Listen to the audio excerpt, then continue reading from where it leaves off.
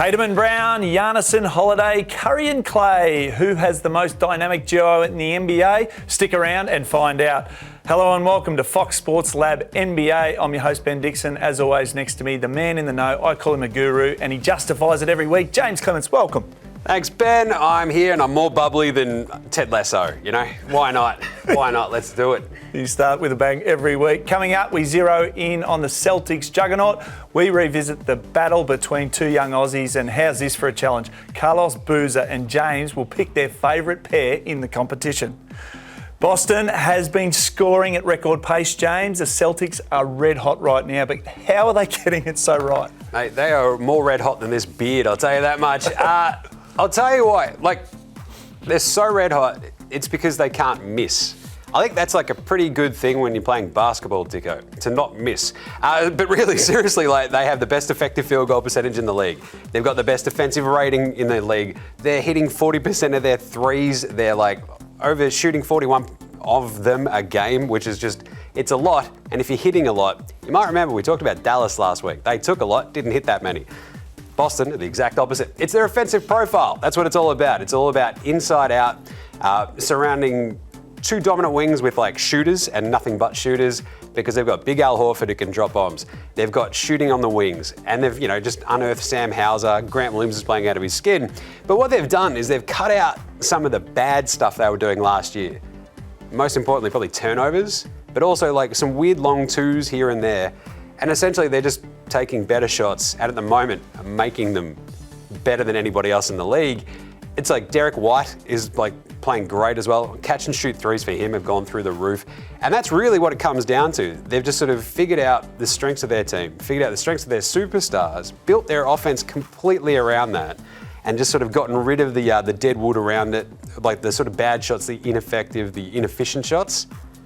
Took better ones and they're hitting them. It's great. 40% on threes, that's enormous. It's such a long season though. Can they keep the offensive blitz rolling? This is the thing, there's probably a regression to the mean at some point, but because that profile, that word I used before, Dicko, the profile, I love it. It's just so good that they could probably withstand a little bit of a regression. The thing is, they'll bring back Time Lord, Robert Williams, their big centre. So what you might see is a bit of a dip in the shooting because he's not a shooter. You might have to bring him off the bench, but at the same time, you might then see an uptick in their defense on the other side, which is a little bit, lacking compared to last year. But really, it's about their assist to turnover ratio. And if they can sort of keep that down, this offense should be just flying. They've got the best assist to turnover ratio in the NBA as well. So they're just not turning the ball over. They're shooting the lights out. It's a great recipe, right? And that's the way you win basketball games, essentially.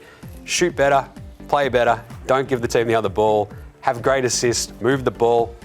It's a great way to be really good. Well, it is. We're given a glimpse this week of the future. Aussie Dyson Daniels taking the points in a head-to-head clash with our man, Josh Giddey. We've pumped him up all year, but tell us about the role and this rookie Daniels plays in the Pelicans lineup. I'll tell you what, so earlier this week we saw the vacuum, Dyson Daniels take on the mop-top Mamba, Josh Giddey. You love to see that. But Daniels really sort of showed off his strengths in that exact game, right? Because his role will be energy guy. Come in, off the bench, play a bit of defense, get some rebounds, get some steals, hit your shots when asked to, and that's exactly what he's doing. I love it, Dicko. He is so good at it right now. He's played 12 games, so his per 36 numbers aren't exactly going to blow you off the page, right? His stats aren't crazy. But as long as he's efficient while he's out there, which he is, that's hugely important for this Pelicans team, because even though he's a really high draft pick, they don't need him to come in and dominate. They've already got CJ McCollum. They've got Brandon Spindles Ingram. They've got the big rig himself, Zion Williamson. They've got weapons. And you can sort of see this with, other dudes like Herb Jones on that team. Play your role and you'll succeed on this Pelicans team because they're wildly dangerous. And Dyson Daniels is awesome at the moment, just fitting in there perfectly. And it was indicative against Giddey earlier this week. Well, all the positives about the Pelicans. So break it down for us, because are you surprised that they've snuck into the top 4 in the West? So going into the season, I wouldn't have been. If you had asked me, Jaymz, what do you reckon? Quarter of the way through the season, would the Pelicans be top 4? I'd be like, probably, maybe, let's go. I love them. The Pelicans are great. But then they got this, injury bug, and it's been crazy. I think their best lineup has only played 10 games together so far, and when they've played, they've been unreal. This speaks to how deep they are. The Pelicans, you can almost roll with them game in, game out, just for that little bit of consistency, right? That ideal lineup of CJ McCollum, Ingram, Zion, Herb, and Jonas. I think it's 10 games, and it's just, when they've played, they've looked absolutely awesome. But really, what sticks out to me the most, they've got a December ahead for the ages. Like, if they get healthy, come back, they get CJ McCollum back, they have Phoenix 3 times in 5 games. Wow. And that's, I think, bracketed in the middle by 2 games against Utah. Yep. If they get through just that little gauntlet, they got 15 games. If they go 9-6 in December, they've also got games against the Spurs, I think twice, OKC, and Detroit.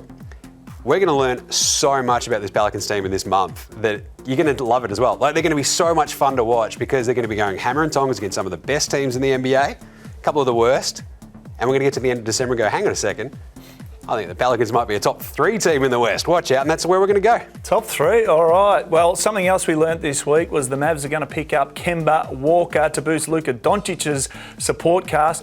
Has he got the magic shovel to dig them out of Struggle Town right now? Can he? No. Will he? Also no. Like, Kemba is more cooked than one of my old man's steaks, Dicko. He really is. Like, we saw him fall off a cliff last year with the Knicks, even towards the end of his tenure there with Boston. Look, he'll help in terms of like a little bit of spot-up shooting, a little bit of ball handling there and there, but it's a very, very break in case of emergency kind of vibe, I think, with this Mavs team. Because they need a little bit more ball handling, a little bit more shooting with Jalen Brunson now in New York. They bring in Christian Wood, a big man shooter, I love it. Essentially though, look, he's not going to help. I think that's where we're going to land with that. And like, Kemba's awesome, great teammate, but he doesn't really nudge the needle. All right, well, what do the Mavs need to do? First of all, get into the top 6, but stay there in the West. Short answer, trade for Kyrie Irving. Ooh. Just give it all up. Apart from, like, keep Luka, keep Christian Wood, try to keep Dorian Finney-Smith. Everything else, Kyrie Irving, let's go.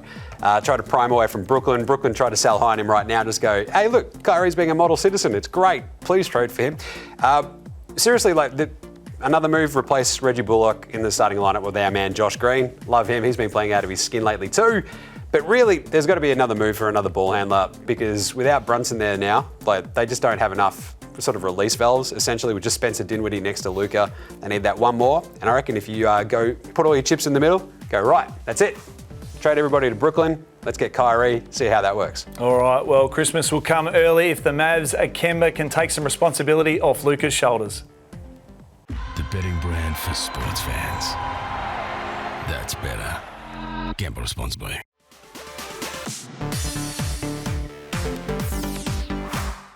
It's Pick a Pair challenge time as we welcome back our 2-time All-Star, Carlos Boozer. Welcome to the show, Carlos. Guys, thanks for having me. It's great to have you here. There's some awesome combinations in the league, such as LeBron and Davis, Zion and Ingram, Tatum and Brown, and Jokic and Murray. Carlos, I'm coming to you first. If you were playing one of my favourite games, NBA Jam, who's hitting up 2 versus 2, who would be your first pair picked? It's hard to go against LeBron, but right now I feel like Tatum and Brown are just on fire. They've been playing terrific basketball all season, leading that undermanned Boston Celtics team to a great record. And I obviously Middleton hasn't played this year to partner him with Giannis, so I'm going with Tatum and Brown. Well, this is where James, he was scratching to get in. Your pair, what are you looking at? I absolutely love this, Carlos, because I think at the moment we are in a golden era of duos in the NBA. And I feel like you and Darren Williams might have started this. Can I actually pick you and Darren? Just put you guys in the pick and roll. NBA Jam, off we go. I do love the idea of Tatum and Brown. There's like a combo there in New Orleans I actually really like as well. CJ McCollum and Zion, that's a tasty one. But for me, I think if I'm going NBA Jam, Dicko, yes, give me Jrue Holiday and Giannis Antetokounmpo because for me that just screams out my all-time favourite duo of the NBA. Gary Payton and Sean Kemp of my beloved Seattle Supersonics. This is like they've taken that and just run with it. You've got the defense first point guard who can actually shoot better than the glove ever could. You've got an absolute dominating forward in Giannis, just like Sean Kemp. And that's the combo I want for my NBA Jam team right there. I mean, there's some great ones out there though. Harden and Embiid, if Harden could stay healthy. We've got Booker and Ayton. We've got Trey and DeJounte, as we like to call them. You've got KD and Kyrie. That's a good one too.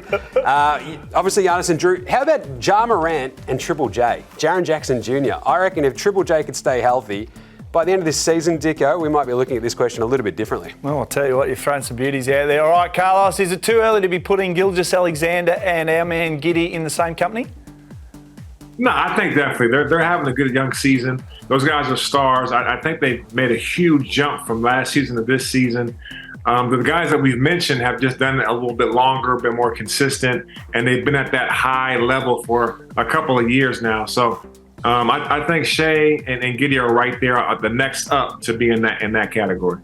Yeah, I think I agree with that. But like the vibe for Giddey is just not quite there at that superstar level just yet. But defensively and scoring wise, like Shea is unstoppable. Like he is a top 10 player easily this year. He's absolutely unbelievable. But I don't think they're quite in that tier just yet. Like you'd play them on NBA Jam, you're like, this is going to be fun. Let's go. You'd see Giddey slinging around some passes, Shea be dropping in bombs. It'd be great.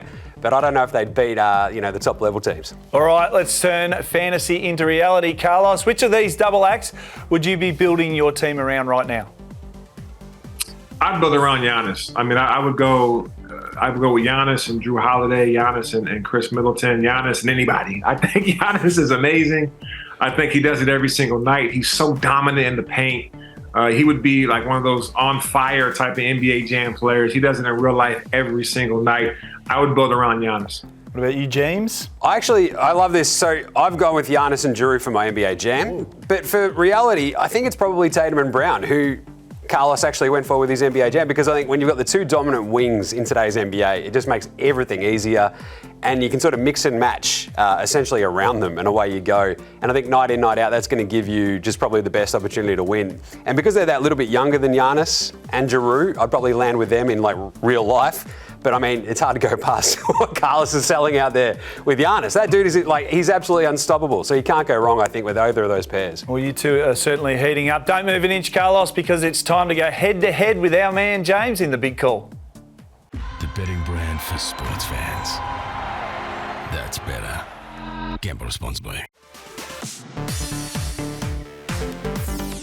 Time now for Jaymz and Carlos to go head-to-head in the big call in what shapes up to be a belter of a weekend.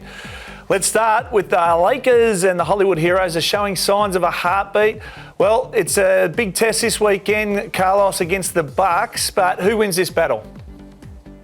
Ooh, as bad as I want to pick LeBron James, I think he had a phenomenal outing this weekend in San Antonio. AD's playing more like the caliber of player that we'd like to see him do. The rest of the guys are doing a great job of molding around them.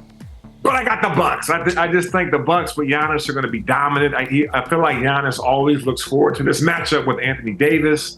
And hopefully, at some point soon they'll get Chris Middleton back. But the rest of those guys, Drew Holiday's playing great.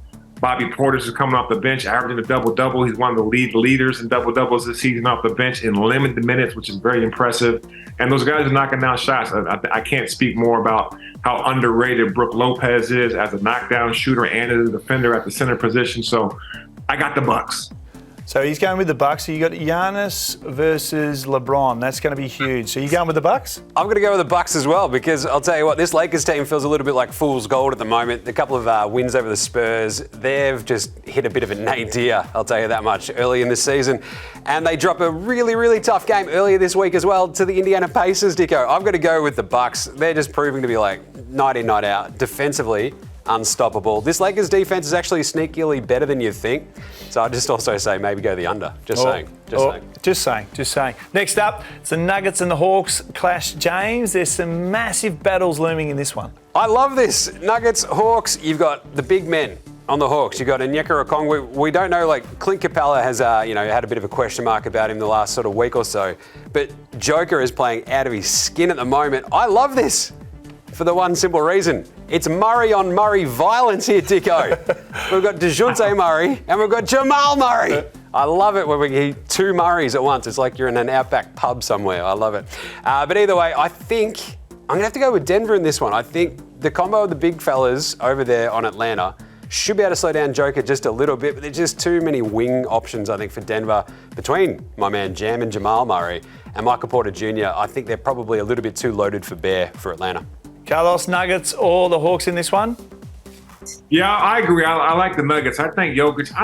It doesn't matter who guards him. He can score. He can pass. He can rebound. He finds a way to have a huge imprint on every game he plays. I think Nuggets with Murray at the point guard being back, but Jokic in particular, his leadership will help Denver get over this one. Carlos, let's finish Super Saturday with the 76ers and the Grizzlies. Will Ja and Joel be influencing the outcome in this one?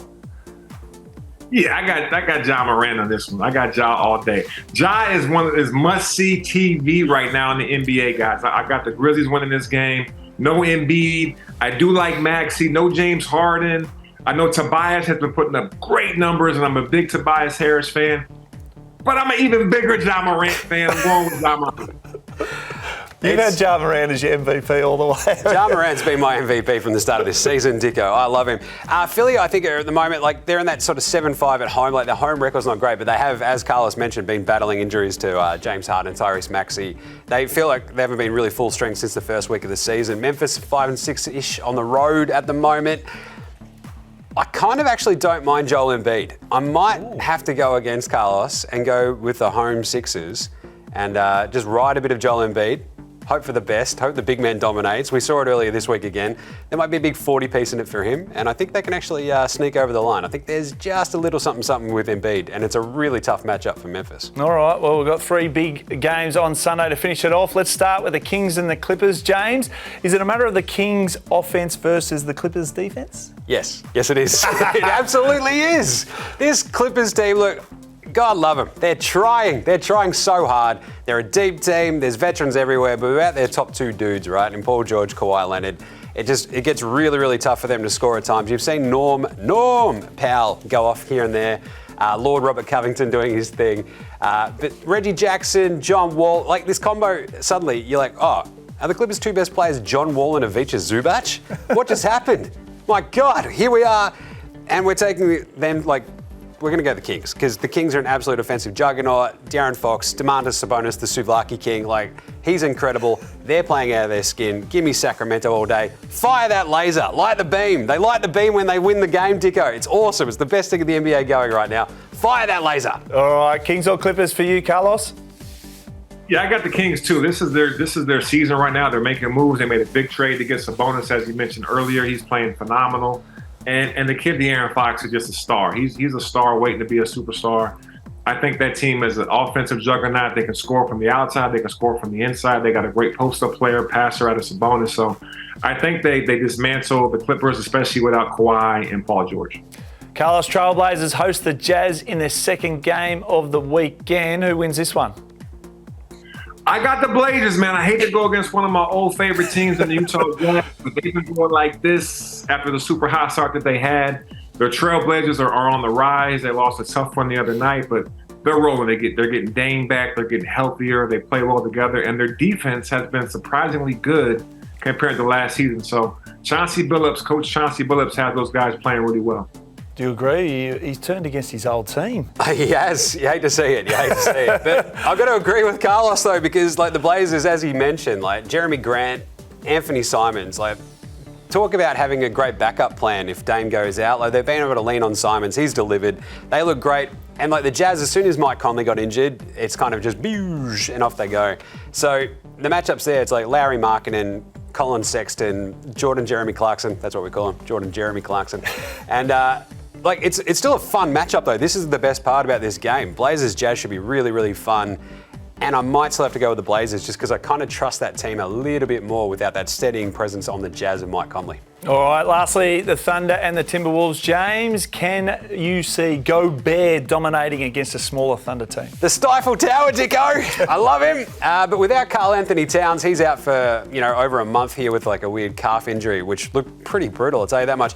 They do have Anthony Edwards and Gobert. I am fascinated by what happens with this Wolves team. You take Cat out, we've seen all season so long that their defense has been unstoppable when Gobert's out there by himself. And when Gobert's off, the offense goes through the roof. What happens now? We're about to find out because it's going to be only Gobert. But you're right. This Gobert versus that smaller OKC team, it's going to be tough. I might have to actually go with the Wolves. I think Ant-Man, Anthony Edwards, D'Angelo Russell, Gobert, they might be a little bit too good for OKC. Are you sticking with Jaymz on this one, Carlos, or are you flipping? I'm 100% with Jaymz. I think the Timberwolves with Ant-Man, Anthony Edwards is going to be outstanding. The Eiffel Tower, Gobert has been terrific, especially with having to pick up the slack of not having Cat there, Karl-Anthony Towns. D'Angelo Russell has a lot to prove. So I just feel like this Wolves team, even though they're a little shorthanded, missing the Karl-Anthony Towns, such a dominant presence for them, they got enough pieces to take care of the Thunder. Well, Carlos, it's always a pleasure to have you on the show. All-star form once again. Thanks very much for joining us. Thanks for having me, guys. That's us for today, Jaymz. But before we go, we do this every week because I just want to get where your eye is zeroing in for this weekend. What's the one thing you're looking out for? I mentioned that Bucks game that is definitely going to go under. But also, give me a multi this weekend, Dicko. I'd like Boston over Miami, Cleveland over Orlando, and Golden State over Chicago. I think we're going to lock that one in. Oh, I love it. You just throw a little bit of gold out there at the end. Thanks for joining us on Fox Sports Lab NBA. Don't forget to subscribe below and follow us on socials. We'll see you for another massive show next week.